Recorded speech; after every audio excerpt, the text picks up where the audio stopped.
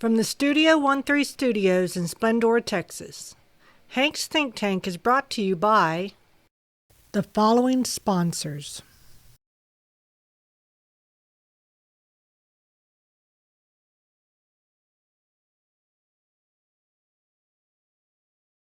Quiet on set. Picture is up. All right, roll sound. Rolling. Roll cameras. Cam's rolling. And 3, 2. Hey everybody, what's going on? And welcome to Hank's Think Tank. So this is my second show today. It's a little late in the evening, but I'm glad that I've got this guy in. So we have the mayor of Roman Forest. He's our current mayor, and his name is Chris Parr. He is running for another term in office, and I wanted to welcome him aboard and let you guys know how important these local elections are. It's important to be an educated voter. And the reason why is because it's these local elections that we can control. We can't control what's going on in Washington, but we can definitely control what's happening locally. And so it's important to be educated, to know the people that you're voting for, and not to vote for just a name or a party or a slogan, but to vote for a man or an individual that has the same ideas that you do. With all that being said, I wanted to welcome Chris Parr onto the show, and let's just get started. Hey, man, how's it going? It's doing great, Hank. You know, it's a pleasure to be here at the famous Studio 13. There you go. Thank you so much for having me. Yeah, we're starting to gain quite a reputation. I just hope it's a good one. It is a good one as far as I can see. There Yes, you sir. go. All right, well, I know that you've been mayor for quite some time, and I know that you've been affiliated with the city of Roman Forest since the 90s. Since 1998, yes, sir. Man, that's a long time. Long time. So you've at least been a council member since 98. I have been, yes, sir. Wow. Council 1998, mayor 2015. God, that's a good long time. That's a lot of public service. It is a lot of public service, but you know what? I love the city. That's why my wife and I moved there. Yeah. And I think it's a great place to raise a family, which I did. Yeah. So you've been a resident of Roman Forest even before then. Moved in there Thanksgiving Day, 1997. Jeez, that's a good long time. Things were different back then, weren't they? It was a lot different. You know, that development had went kind of stagnant for quite a few years. Oh, yeah. And but it is growing now, Hank. Oh, yeah, for sure. Yes, it is. I know that during your term, you've had like the annexation of Section 4 and Absolutely. stuff like that. We did. And Section 4 is actually a lot bigger than I thought it was. Yeah, you know, the original development of Roman Forest covered 5 sections, and so yes, we did annex Section 4 a few years ago. We did that. We actually did that, Hank, to secure our city. And when I say secure our city, secure our property values in our city. We wanted to make sure that we were in control of the development that went on around us. Yeah. And so annexing that was a great thing to do.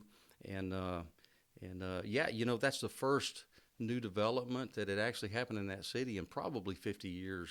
And I'm thinking, I grew up in New Caney, so I'm thinking back, and there wasn't much going on before that. So yeah, that was a big chunk of footprint that we added back to the original development. Sure. Yeah. Mm-hmm. Yeah, and a lot of people don't realize when you annex something, you have to be able to provide city services to that area, and you do. And so there's a lot of expense and a lot of complicated business that falls behind in annexation. It's not you just wake up one day and decide, hey, we're going to capture Section 4 and let's do it, stroke of a pen, and it's done. Yeah, you know, there's a lot of legal things that go on behind the scenes, absolutely. And but you know, the important thing is that we did annex that section, and we secured, and we are ensuring that our current residents' property values stay where they need to be. I got you. Absolutely. And you know what's cool about Roman Forest? What I really like is it's different than any of the other developments out here. So how would you say that? Yeah. Well, each house has a lot more land than most. The Yes. houses aren't right next to each other. That is correct. You know, and y'all tend to maintain a certain look and feel throughout the entire community. And then there's a lot of community involvement. Y'all don't have a disconnected community. It seems like every time there's a big thing like the Christmas thing or something like that, the whole community gets I involved, really and you can enjoy that. feel it. Yeah. I'm jealous of you guys. No, I enjoy it, and I always enjoy the Christmas tree lighting get together that we have. Yeah. That is awesome, and of course you've helped us out with that many times, and we really enjoy that. But Roman Forest it has its own feel, and I mentioned I grew up in New Caney, so years ago, long before I moved in here, Roman Forest was that little shining light just north of all the other lights. There it was. Oh, yeah. Yeah, and spent a lot of time in here. Had a lot of friends I went to school with that lived in here. So grew up always wanting to move in there, and the lots are larger. They are. The feel of the community is a down home community. It's a bedroom community, and I love that. I love that feel. Yeah, and the cool part about it is there's not a whole lot out here in this rural area that feels like it was a master planned community.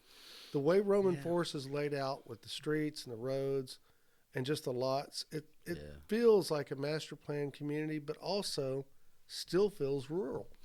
So I mean, it's wow. It's got a rural feel. Many a morning, still to this day, I get up and go to work very early, and I'll have deer feeding out in the cul-de-sac circle in front of my house. So it's too cool. I just love it, man. I love the city.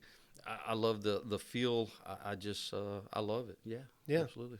Well, I know you've been instrumental in a lot of stuff, and the police department's one of those things. So when you first came on as mayor, police department was still pretty small. Yeah, and I'm not going to say they were insignificant, but they weren't as significant as they are now. When I first got on city council, we had probably two paid officers. Wow. Carlisle may have been one of those, by the way. I don't know. Stephen may contradict that. I think he was born into the Roman Forest Police Department. I think he was. So, and I am proud to say that we have 12 paid officers now. We actually have a contract that we actually cover security on an adjacent city. So thanks to the leadership of Chief Carlisle, my police department is probably one of the best ones in the state of Texas, if not the best one. Great leadership, great group of men and women that serve our community, and I'm really proud of our police department. And what I like is that the cities really come together and help those guys with technology. Yes. So for a small city police force, they're high tech, man. They actually are. They are. We he's probably got everything they need to keep them safe. They've got the cameras, the vest. They've got everything they need in their cars, and we want to make sure when, those men and women, they leave their families and they come to protect our city, and we want to make sure that we are giving them the best tools available. I am very pro-police, always have been, and we have a great police department. Y'all do have a good police force. Yes, we do. So, and I know that a lot of guys from other agencies go to Roman Forest to train. We do. That's We're actually crazy. A training center. Yeah. Yes, we are. Yes. Yeah, got a lot going on down there. Yes. So what other accomplishments have you had that you would like to put a big star in front of during your tenure as mayor of Roman Forest? Yeah, absolutely. So, we've had 2 road projects. We paved a lot of roads in Section 1 and 2. Okay. And we went through and we looked at what roads needed, what roads were in the most need of repair, because we can't pave every road. And so millions and millions of dollars. Roads are expensive. They are very expensive. Yeah. So we had 2 road projects that went on, Section 1, Section 2. We also had the drainage projects that we did in those 2 areas. This included cutting out driveways, increasing the size of the culverts to make that water drain to where it needed to drain. And, we did that. And then and I'm proud of this fact, every year, because this is a big deal with me. Every year since then, we have lowered the tax rate on the city taxes since those projects were completed. Because I'm going to tell you, and anybody will tell you this that's ever seen me at the beginning of a budget meeting, I will come in and say, okay, we are not raising taxes on our citizens. We are lowering our tax rate on our citizens. I can't control the appraisal district, okay? Right. Okay. Yeah. But we are going to lower that tax rate on our citizens. That's how we start out every Yeah, meeting. and that's helped to balance it out for the folks down there a lot. That's a big deal with me is not to increase those taxes, but rather lower those taxes. Yeah. Absolutely. And that's important. It is important, Because, people can only afford so much these days. That's it. So, I do understand that Money a lot. is tight, absolutely. That's it. Yes, sir. And I know you guys have often have budget workshops and stuff like that. I know you're very involved in all that kind of stuff. Yeah, so my that's a good thing. yeah, And now well, you're running a reserve, right? I mean, We I don't know do. if you've always had a reserve, but I know you have a really large reserve right now. Well, like $340,000. we do. When I first got on council, there was not even a line in the budget that said rainy day fund or reserve. And thanks to the planning of myself and the council, we are up to $340,000 in a reserve fund. Jeez, man, It's that's not where good. we want to be. I want to be a little higher than that, absolutely, because things happen. You Yeah. know. Well, I'm sure you guys learned a lot from COVID. We did. We learned a Yeah. lot from COVID. We did. Actually, we learned a lot, and we learned that we do need that reserve fund. We do need to be prepared because you do not know what the next thing is on the horizon. Yeah. Yeah. And that's a big thing for a city. You know, a lot of cities just they run from the hip. And Roman Forest doesn't do that. Yeah, You know, y'all have plans and y'all have budgets we and do. and I've you got do a things great, right. great city administrator right now. Tim Underwood is doing an excellent job. And Tim's cool. He is. He's a So good there you guy. go. He's a You know? human loudspeaker too. I love him Yeah. at events. He can really speak up. So, Yeah, he's great. And he's a great anybody guy. with a good sense of humor is cool by me. So and It's I like good. it. He's a people know? person. That always helps. Yeah. Absolutely. Yeah, and he seems to be very, very smart. So far, I've been really, really impressed with Tim Underwood. Tim's got a great background, yeah. not only in financing and city administration, but he's got a good background in law enforcement, and that really works well with Yeah, him. he was a police chief somewhere, wasn't he? He was and a police officer for 11 years, so that really works well to actually connect all those departments at City Hall. Oh yeah, Yeah. yeah, because you got to have that. You got to have somebody who understands everything. He's a great leader. Yeah, He is. seems to be the guy. Mm-hmm. Yeah. Yes, he is. So, anything else that's going on besides the reserve, besides the growth of the police department, Yeah. besides lowering taxes? Yeah, we lowered Man, taxes. Why don't you run for president? No. We've got Trump for that, so we're going to stay with that.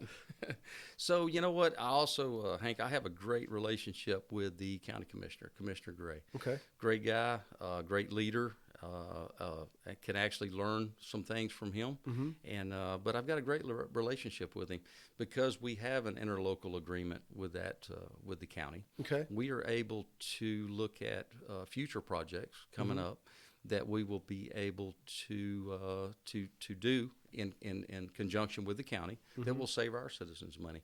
So rather than the city coming in and paving a mile of road, maybe we can use our ILA with the county to come in and co-op on that, where the county covers the equipment, labor, the city pays the materials on it. So it's nice to have that in place. And the relationship that I have with the commissioner also helps because I'm accessible to him. I do work for him. So, yeah. He's a good dude. He is a good Yeah, guy. he's smart.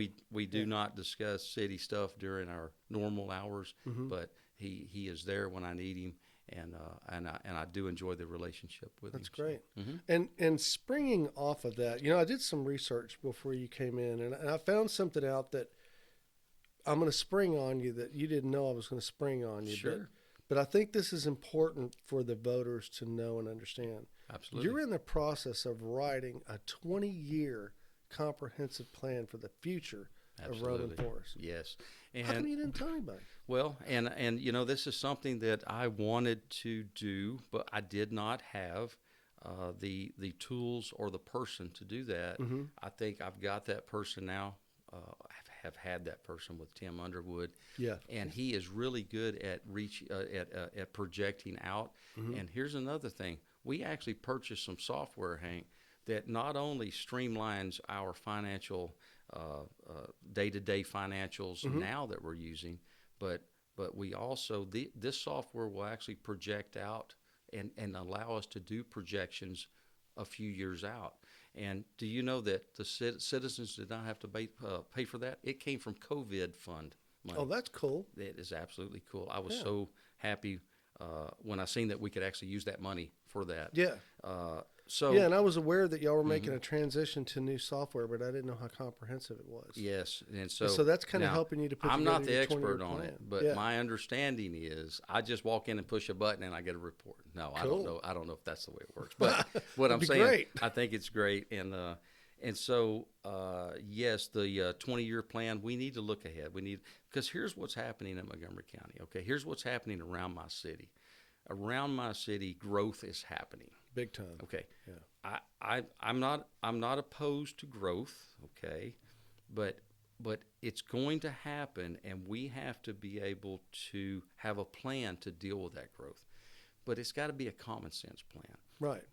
I can't say, this is not going to happen. Mm-hmm. What I'm saying is, if it does happen, we need to be able to deal with that growth. Right. So looking out ahead, we're going to look at the county right now is doing a county-wide drainage study. Mm-hmm.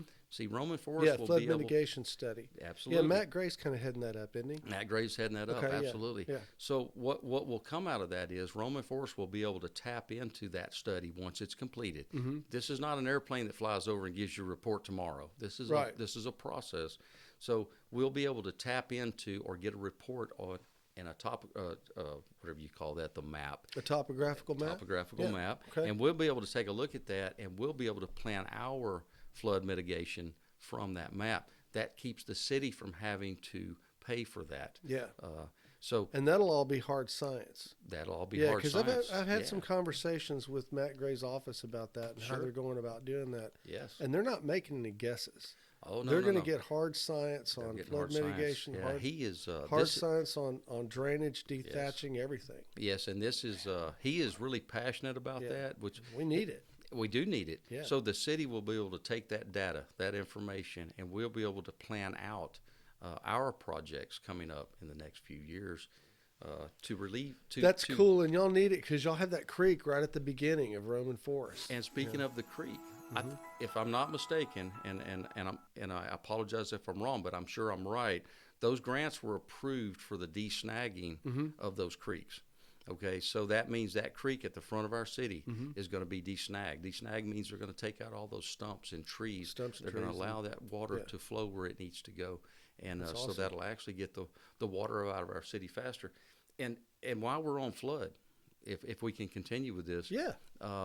Patton Village, they're using a lot of GLO funds, Mm-hmm. grant funds, to solve a lot of their drainage issues. That's our neighbor right there on our border to the Right. north. So the good thing about that is what they're doing with drainage, what they're doing with those GLO funds is going to actually benefit our city as well. Absolutely, And a lot of that yeah. benefit is going to benefit Section 4 because a lot of that water from Section 4 has to flow to that area. Yeah. And so I'm really excited about that we are able to benefit Right. from that. Yeah. with- And see, it's like I've yeah. said on the show a bunch of times, what happens in areas like Roman Forest make a big difference in Splendora, Patton Village, Mm-hmm. Wood Branch, all those places. So, and if everybody works together instead needs of to work together. independently, that's the way Yes. to go. So it sounds like this flood mitigation program is going to be it. I know. That's going to be the key. And thank you, Commissioner Gray, for initiating that because other than that, the city would have to hire a company to come in and do that. And Yeah. and that may not have been as in depth, as comprehensive as this study's going to be. Wow, that's So, cool. Looking forward to that. Yeah, and, because that'll be area wide, so it'll be good. it'll be area wide. Yeah. Any absolutely. idea on how long it'll take for that to happen? I don't even want to speculate. I have not heard how long it'll take. Okay. I do know that it's not a quick process. So no, I don't even want to guess on that. Okay. Yeah, I'm not an engineer, so. Okay. Now I know that there's been some concerns about the city park. I've heard that some of the city park things need to be replaced, and so what are the plans for that moving forward? And I know that that's expensive stuff, and other things like roads and things like that are way more important than the park. But do you have Yes. any plans for the park? And I if do. so, what are they? To actually kind of agree with you, I think Mm-hmm. roads and drainage are priority. Okay, but let's look at the parks. Okay, so the park down at the main park where the Jack Burke Pavilion. I served Mm-hmm. on council with him, by the way. Where the Jack Burke Pavilion is. Really? I Yeah. did. Yeah, my first 2 years. Where that pavilion is at, where that park is at, obviously we've got the splash pad. MCID provided that. Yep. MCID has been a great partner to our city for as long as I've been on city council. They're a great partner to the whole community. I'm telling you, they have done a lot, not only in New Caney proper, but in our city. Oh yeah. So you know what, we are going to go back to MCID and we're going to ask them to help us with some park equipment. I do Cool. agree, absolutely. In the green area of our park, Yeah. I think the equipment needs to be updated, replaced. I absolutely understand that. So we're going to be looking at MSID. Okay. We're going to have conversations with them. We're also going to have conversations with business owners in the area. Mm-hmm.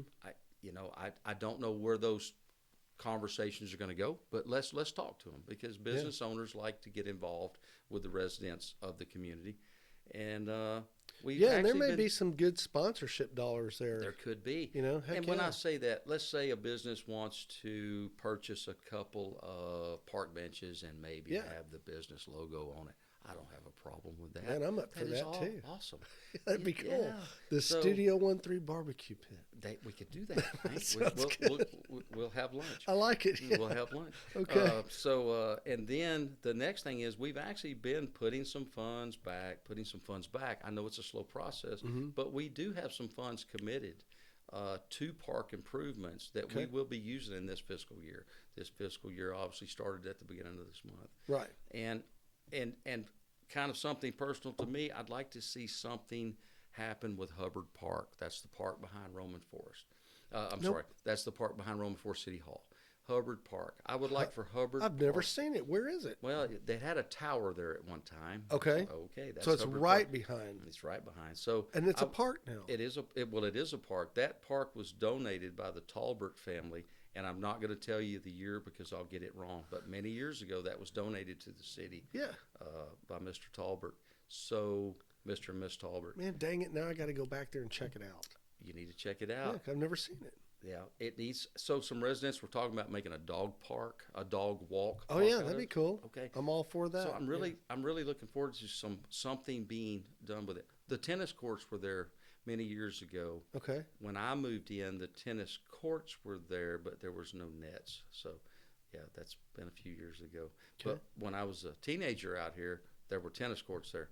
So we need to do something with Hubbard Park. But we have some funds available that we have offset or set aside for the parks. You will start seeing those improvements this fiscal year. And yeah, let's and here's one of those things. So I'm the guy that likes to get everybody together at City Hall and have this group conversation. Yeah, workshops. I'm talking about with the citizens. Oh, okay. And sometimes I've been kind of called down like, man, that takes too long. Well, no, I really like to get everyone together and have a conversation. So that may be one of those times I get everybody together for a town hall and really just sit down and have a citizen conversation and say, let's do this at the park. Let's do this.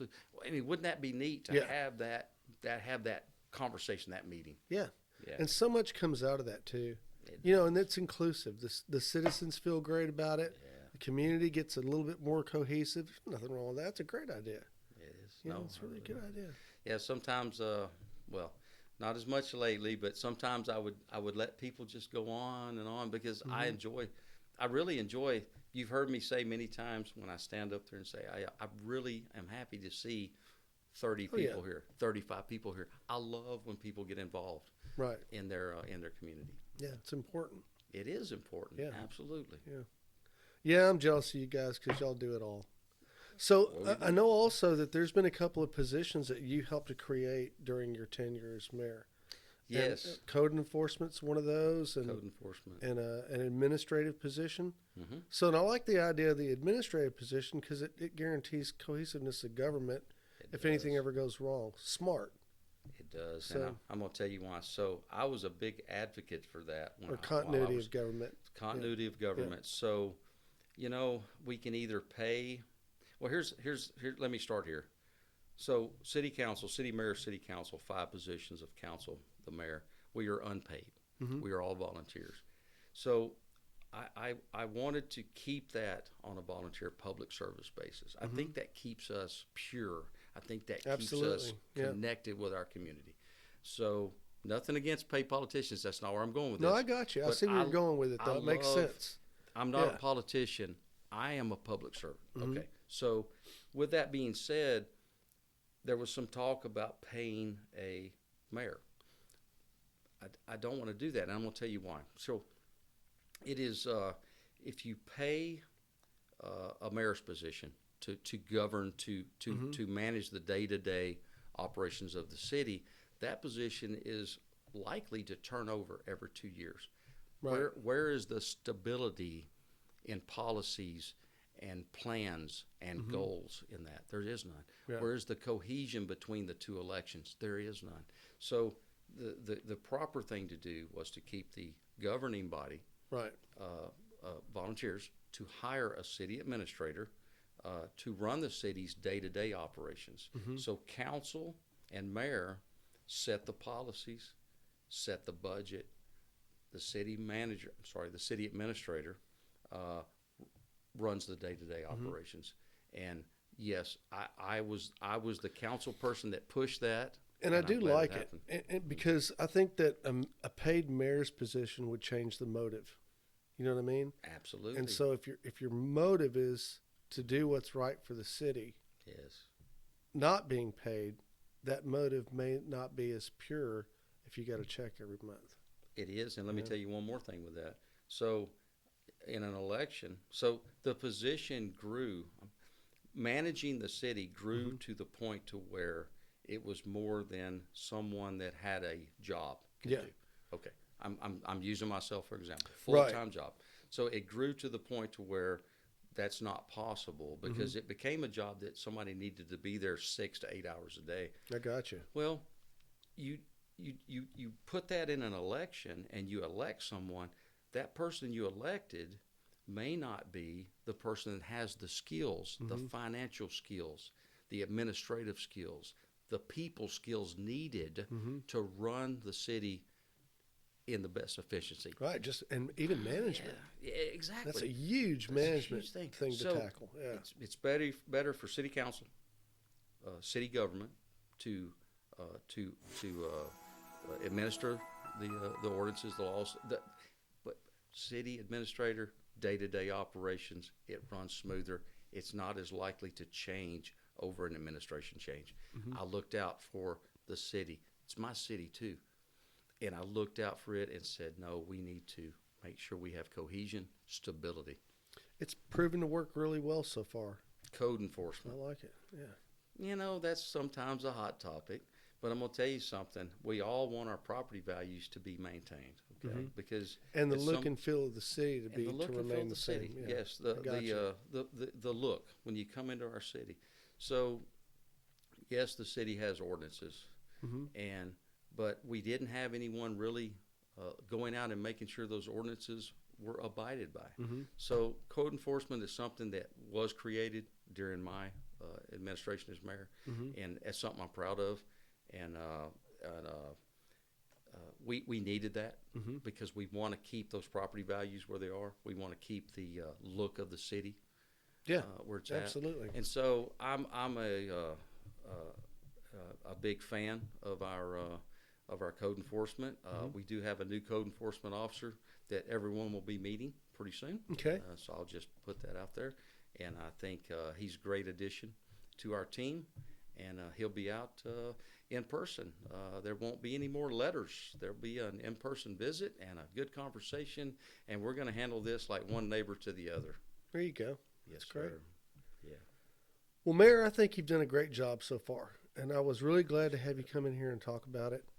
And I may have gotten a little excited, but I do when it comes to stuff like government and all that. I do. So, I do too.